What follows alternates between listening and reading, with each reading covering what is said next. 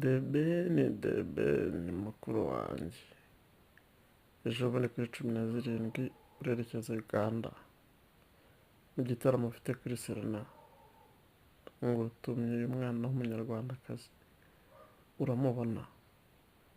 uramubona Laika. Ndashaka umva nimutanakorana collab azajya muri video y'indirimbo zawe. Uyu nguyu ni mwene wacu, ni mushiki wawe, akorera Uganda, ariko uramubona umwiza w'imbavu ndende yanyoye inka. Ndamushaka muri video cyangwa muri collabo, kuko byose byakunda.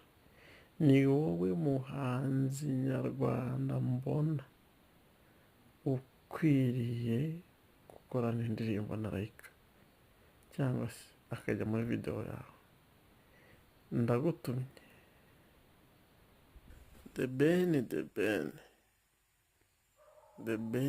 Ben. Ejo bundi yerekeza Kampala mu gitaramo ufite kuri 17 kizabera Serena.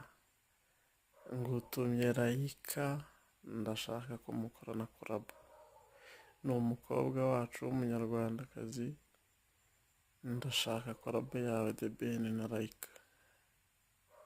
Ikindi, umujyanama wawe kandi wa benshi muyoboke, David Bayingana, namufashe The Ben abone collab n'uyu mukobwa. Ndabizi uyu mukobwa afana The Ben, nawe yamwima collab. Turamushaka i Kigali, baba bidatinze muri uyu mwaka. Turashaka Laika.